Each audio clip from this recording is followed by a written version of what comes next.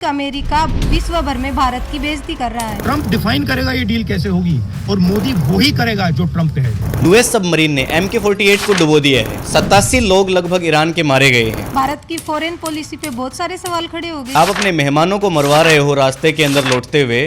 Straight of Hormuz का बंद होना क्या वाकई चिंताजनक है? साफ साफ वार्न किया है कि इधर से आप जहाज लेकर के आइए, उड़ा दूंगा मैं। तो चिंताजनक तो इसलिए हो जाता है कि तेल और गैस दोनों की कीमतें बढ़ जाएंगी। भारत में तो असर दिख रहा है, 60 रुपए महंगी हो गई LPG। भारत को रूस से तेल खरीदने के लिए अमेरिका से पूछना पड़ रहा है। बिल्कुल आपको पूछना पड़ेगा अमेरिका से। आपने वैश्विक स्तर के ऊपर अपनी एक बहुत बढ़िया छवि बनवा ली है, जिसके चलते आपको सब कॉम्प्रोमाइज PM कह करके बुला रहे हैं। दोस्तों, अमेरिका बनाम विश्व युद्ध एक आक्रामक मोड़ ले चुका है। इसको अमेरिका बनाम विश्व युद्ध इसलिए कह रहा हूं क्योंकि America, China, Israel, Ukraine, Bharat सब मिलकर के अमेरिका को एक तरह से तहस नहस करने में लगे हुए हैं। खैर, बहुत सारी बातें हैं। वीडियो के नीचे कमेंट जरूर करिएगा आपके विचार। आपका बिना टाइम वेस्ट करते हुए स्टार्ट करते हैं। जी, हमारा पहला सवाल। हाल ही में ध्रुव राठी ने एक वीडियो अपलोड किया है। उसके मुताबिक अमेरिका विश्व भर में भारत की बेइज्जती कर रहा है। ऐसा क्यों? देखिए, सबसे बड़ी चीज जो उन्होंने कही है इस वीडियो के अंदर कि यूएस सबमरीन ने MK-48 को डुबो दिया है। ईरान का जहाज था, इंडियन ओशियन के अंदर जा रहा था। 87 लोग लगभग ईरान के मारे गए हैं। जी। ये इंसिडेंट बिल्कुल सच है। वाकई ये घटना भारत के लिए शर्मनाक है। अगर हम अपने मेहमानों की सुरक्षा नहीं कर पा रहे तो बाकी लोग या बाकी कंट्रीज हमसे क्या उम्मीद करेंगे? भारत की फॉरेन पॉलिसी पे बहुत सारे सवाल खड़े हो गए हैं। बिल्कुल सवाल जायज भी हैं। आप अपने मेहमानों को मरवा रहे हो रास्ते के अंदर लौटते हुए। थोड़े दिन पहले आप उनसे गले मिल रहे थे और उनके साथ अब ये सब हो रहा है और आप बिल्कुल चुप्पी साध करके बैठ गए हो। बिल्कुल आपके ट्विटर से कुछ नहीं निकल रहा है, आपके मुंह से कुछ नहीं निकल रहा है और आप विश्व गुरु बनने चले हो। कैसे चलेगा? तो बेइज्जती तो हो रही है और फॉरेन पॉलिसी की तो धज्जियां उड़ रही हैं। जी। स्ट्रेट ऑफ हॉर्मुज का बंद होना क्या वाकई चिंताजनक है? देखिए, स्ट्रेट ऑफ हॉर्मुज एक रास्ता है जिससे दुनिया भर का लगभग 20% जो ऑयल है, क्रूड ऑयल, वो गुजरता है। तो अब ऐसा रास्ता अगर आप बंद कर दोगे, जो कि ईरान ने सीधा सीधा कहा है कि मैं ये रास्ता बंद कर दूंगा, नहीं गुजरने दूंगा किसी के भी जहाज। चाइना के जहाज गुजर रहे हैं, कुछ पाकिस्तान वगैरह के जहाज हैं वो भी गुजर रहे हैं। बाकी सभी कंट्रीज के जहाज उसने निकलने से बंद कर दिए। साफ साफ वार्न किया है कि इधर से आप जहाज लेकर के आइए, उड़ा दूंगा मैं। तो चिंताजनक तो इसलिए हो जाता है कि तेल और गैस दोनों की कीमतें बढ़ जाएंगी। भारत में तो असर दिख रहा है, 60 रुपए महंगी हो गई LPG। भारत को रूस से तेल खरीदने के लिए अमेरिका से पूछना पड़ रहा है। बिल्कुल आपको पूछना पड़ेगा अमेरिका से। आपने वैश्विक स्तर के ऊपर अपनी एक बहुत बढ़िया छवि बनवा ली है, जिसके चलते आपको सब कॉम्प्रोमाइज PM कह करके बुला रहे हैं। अब भारत जैसी इकोनॉमी है, उसका PM कॉम्प्रोमाइज्ड।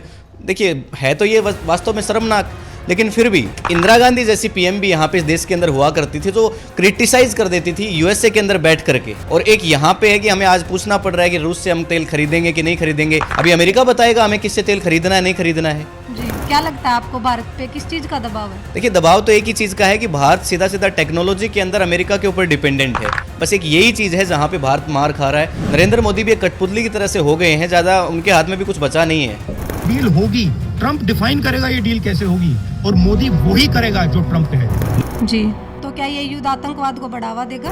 देखिए, बहुत सारे लोग, बहुत सारे कंट्रीज ये आशंका जता रहे हैं कि अमेरिका खुर्दिश जैसे ग्रुप्स को ठीक सीरिया की तरह ही खड़ा कर सकता है, उनको हथियार दे सकता है। और अगर ऐसा हुआ तो निश्चित रूप से ISIS की तरह एक नया आतंकवादी संगठन खड़ा हो जाएगा। जी, ईरान क्यों सुसाइड करने पे उतरा है? हथियार त्याग क्यों नहीं देता?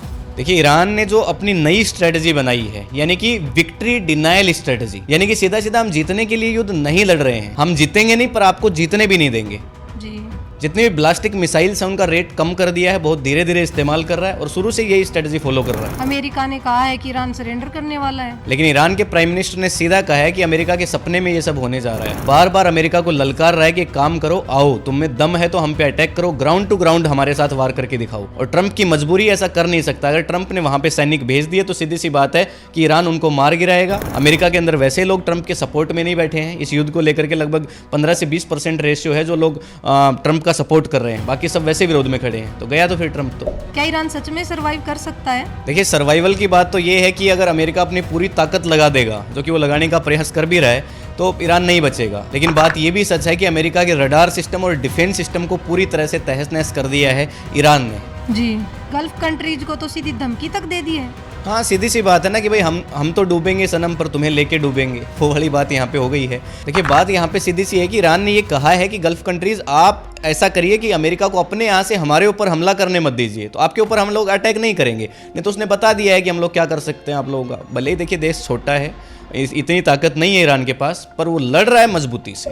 जी, ईरान को कैसे पता चला कि अमेरिका के रडार सिस्टम कहाँ लगे हुए हैं? देखिए यही तो बात है, मतलब जो पूरी दुनिया को हैरान कर रही है। देखिए रसिया जैसे जो कंट्रीज़ हैं वो डायरेक्टली सपोर्ट नहीं कर रहे, लेकिन फिर भी सबसे ज़्यादा फायदा तो इसमें इस वॉर के अंदर रसिया को ही होने वाला है ना। देखिए यही तो बात है जो पूरी दुनिया को परेशान कर रही है कि आखिर कैसे ये ईरान, मतलब इतना छोटा सा पिद्दी सा जो देश है, वो इतनी सब चीज़ें कैसे कर पा रहा है। ये रसिया को बहुत बड़ा फायदा है इस युद्ध के अंदर, क्योंकि सारा का सारा तेल, अब इंडिया भी सारा जो क्रूड ऑयल है वो कहाँ से खरीदने जा रहा है? रसिया से तो खरीदेगा। रसिया इतना काबिल है कि ये सब चीज़ें वो पता लगा सकता है और सारी इन्फॉर्मेशन वो ईरान को दे रहा है, और जिसके चलते मतलब ईरान का तो फायदा है ही। अमेरिका का सबसे बड़ा दुश्मन चाइना को बता रहे हैं। देखिए चाइना हमेशा से वेट एंड वॉच की स्थिति में रहता है। उसको जैसे लगेगा कि भाई हाँ मेरा जो स्ट्रेट ऑफ हॉर्मुज का जो रास्ता है वो पूरी तरह से बंद हो रहा है, या और ऐसी चीज़ें हो रही हैं जिसका बड़ा नुकसान मुझे भुगतना पड़ सकता है, उस दिन वो दुनिया को बता देगा आकर के कि हम कौन है। जी, इसका मतलब वॉर लंबा चलेगा। हाँ अब तो देखिए ये लग रहा है, जब पिछले वीडियो में हम बात कर रहे थे तो आपने कहा था कि वॉर कितने दिन तक चलेगा, तब मैंने कहा था कि कुछ दिन रुक जाइए, पता चलेगा। तो नुकसान न केवल ईरान को होगा, अमेरिका को भी इसका खामियाजा जो है वो भुगतना तो पड़ेगा। तो फिर कंक्लूड करें आज का वीडियो? हाँ निश्चित रूप से। देखिए वीडियो हर बार बहुत लंबा चला जाता है। मैं ऑडियंस से भी कहना चाहूँगा कि इस वीडियो के नीचे अपनी राय कमेंट जरूर करें। भले आप चैनल को सब्सक्राइब मत करिए, लाइक मत करिए, पर कमेंट करके जरूर से जाइए। मिलेंगे आपसे नेक्स्ट वीडियो में। जी जल्दी ही मुलाकात होगी, तब तक के लिए जय हिंद, जय भारत।